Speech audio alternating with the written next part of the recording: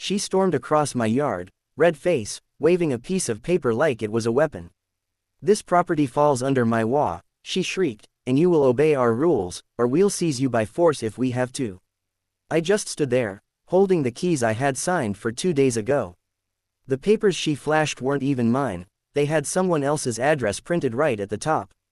But that didn't stop her. She shoved it against my chest and yelled, "Pack your things. You don't belong here." I could hear neighbors peeking from behind blinds, some even recording on their phones, but no one stepped out. She loved an audience, and this time she had one. My gut told me not to react, not yet. Because the truth was, I hadn't just bought a house. I'd bought something that made me untouchable. Watching her rant and threaten me, I almost felt sorry for her. Almost. When she finally hissed, "The HOA board will destroy you," I couldn't help but smile. "That's funny," I said quietly, leaning in so only she could hear. "Because there is no HOA here. Not anymore." Her face froze like I had just stolen the script from her hands. She tried to laugh it off, but the tremor in her voice gave her away. She had no idea the storm she just walked into. A black SUV pulled up faster than I expected, 2 men stepping out in what looked like security uniforms. Karen's whole tone shifted. Suddenly she was smirking, arms crossed like she had already won. "These are our enforcement officers," she bragged. "They'll drag you off if you don't listen." One of the men even reached for handcuffs, the cheap plastic kind you'd buy online. I stayed calm. "You sure you want to do this on camera?" I asked, pointing at the row of phones recording from porches and windows. Karen laughed. "Nobody here will side with you. They know who's in charge." That's when I pulled a folded document from my jacket.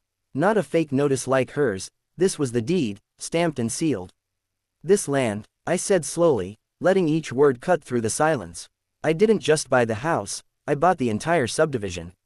Including the lake, the park, and the road you're standing on." For a second, the uniforms froze, glancing at each other. Karen's smirk faltered, but she recovered quick. "You think paperwork scares me? You're done here. Take him," she ordered. But the men hesitated, and that hesitation told me everything. She hadn't hired real cops.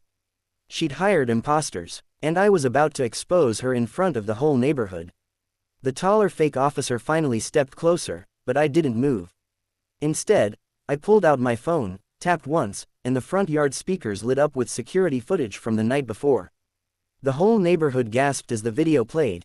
Karen herself, sneaking onto my porch at midnight, slapping a fake HOA notice on my door, then laughing into her phone, "He'll never know what hit him." Gasps spread down the street like wildfire. A woman across the road shouted, "That's her voice. I heard it last night." Phones tilted up, recording Karen's face as it turned pale. She spun toward the 2 men she'd brought, whispering harshly, "Shut it off, grab him now."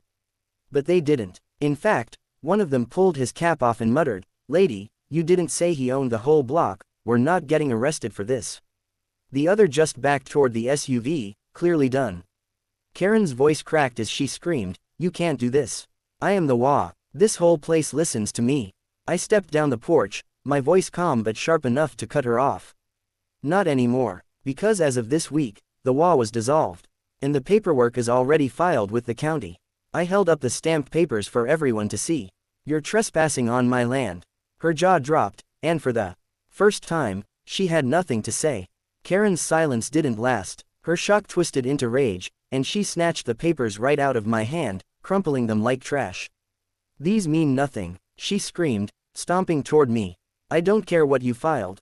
I run this community, and if you think you can kick me out, I'll make sure you regret ever stepping foot here." Before I could even answer, the sound of real sirens cut through the air. Red and blue lights flashed at the end of the street. Neighbors whispered, some pulling their kids closer, others lifting their phones higher, desperate to catch what would happen next. Karen's smirk returned instantly. Finally, she sneered, "Now you'll see what happens when you cross me." 2 uniformed police officers stepped out, and Karen sprinted to them like she'd been saved. "Arrest him," she shouted, pointing at me with shaking hands. "He's a fraud, he's threatening me and pretending he owns this neighborhood." The officers looked at her, then at me, then at the crowd of neighbors still recording. I calmly reached into my pocket again, pulled out another document, and handed it over. "Deed, county seal, verified yesterday." The officer studied it carefully, nodding slowly. Then his radio crackled, and his partner stepped forward. "Ma'am, we just got a report of someone impersonating HOA officers and attempting an illegal eviction. That description matches you." Karen froze, her eyes darting wildly.